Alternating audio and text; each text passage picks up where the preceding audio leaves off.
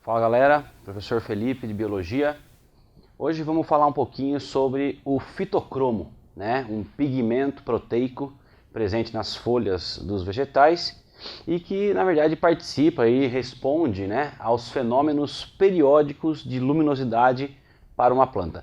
Na verdade, eu sempre gosto de começar essa aula perguntando, né, para vocês se vocês já pararam para pensar como é que uma planta que não tem sistema nervoso, nenhum órgão perceptivo, né, como nossos olhos ou nossa própria sensação de temperatura, né, as plantas não têm nada disso. E como é que elas sabem, né, que elas estão na estação quente ou na estação fria, na primavera, no outono, no verão, no inverno? Isso tudo é extremamente importante para a vida de um vegetal, né, para a vida de uma planta. Afinal de contas, algumas delas, né, foram selecionadas naturalmente ao longo da evolução e só conseguem dar frutos, né, formar flores e formar frutos consequentemente só no frio ou só no calor, depende da espécie. E isso então tem que estar relacionado a uma percepção, né, de tempo de luminosidade. Sabemos que na primavera e no verão a luz, né, a luz solar, ela demora mais tempo, né, na região, né, ela tem um tempo de luminosidade maior. E no outono para o inverno, o tempo de luminosidade solar diminui naquela região. Se a gente pensar aqui no Brasil, né, estamos vivendo agora nos meses iniciais do ano, o verão, né, então o dia, né, a luz solar demora mais tempo agora, né, dura mais tempo aqui no decorrer de um dia. Lá em julho, quando chegarmos no inverno, o tempo de luminosidade será menor.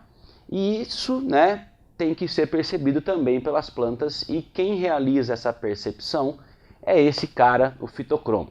O pigmento fitocromo, então, como eu disse, é um pigmento proteico, né? Por ser um pigmento e ser capaz então de absorver comprimentos de onda luminosa, né, ele tem que ter uma tonalidade. No caso, o fitocromo ele tem uma coloração azulada, na verdade é um azul esverdeado, né?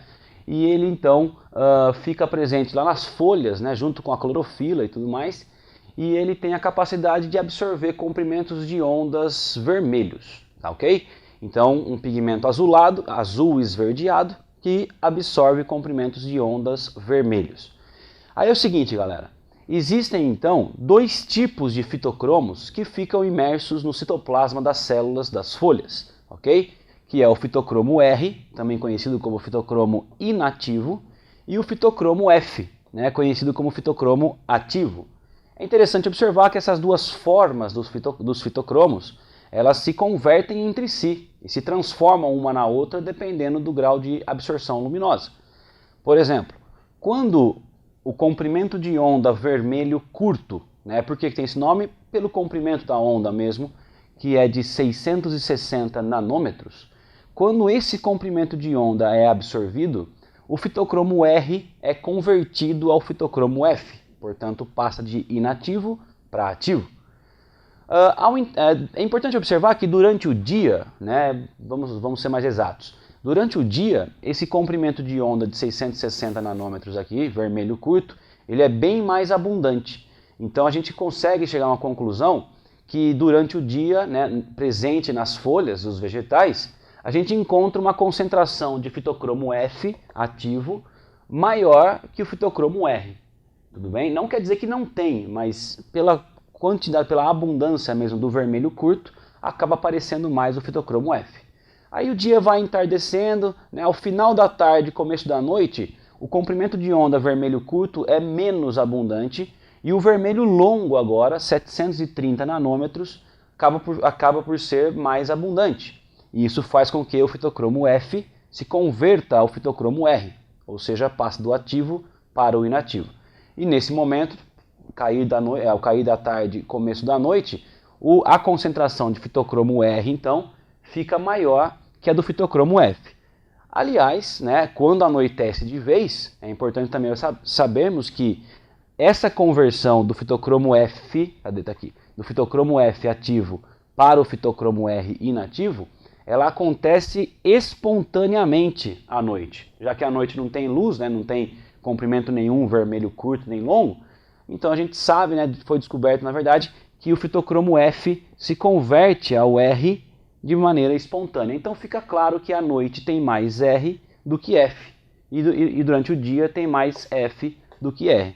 Mas na verdade essas condições, né, dos fitocromos ativos e inativos, dependendo da espécie do vegetal, tanto o inativo quanto o ativo podem surtir efeitos. Os efeitos estão exatamente na estimulação da floração nas plantas, né?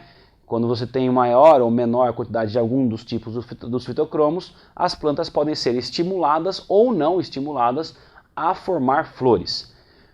Nesse sentido, né, pensou-se que existia, né, alguns cientistas, se eu não me engano, russos ou alemães, estudaram e, na verdade, tentaram descobrir uma molécula que participasse, né, da floração das plantas, da formação das flores, baseado nos fitocromos. Então eles procuraram um hormônio, deram um nome inclusive, chamaram de florígeno, mas esse hormônio nunca foi descoberto. Então eu até coloquei aqui florígeno, um hormônio ou uma interação de hormônios. Por que eu coloquei isso? Porque sabemos que com o comportamento dos fitocromos, as flores são formadas, mas não sabemos se existe um hormônio que regula essa formação de flores, que é o florígeno, ou se na verdade um conjunto de hormônios que envolveria giberelinas, auxinas e etileno é que participam em conjunto e fazem as flores aparecerem. Daí o conceito seria florígeno, entende? Então o nome florígeno ainda há muita dúvida sobre ele, não sabemos se ele existe mesmo, se é um hormônio de fato, ou se existe um conjunto de hormônios trabalhando, mas que a gente sabe é que esses caras, né, os fitocromos, se comportam de maneira a regular a floração das plantas. Então por hoje é só, galera. Até mais, nos vemos na próxima. Tchau!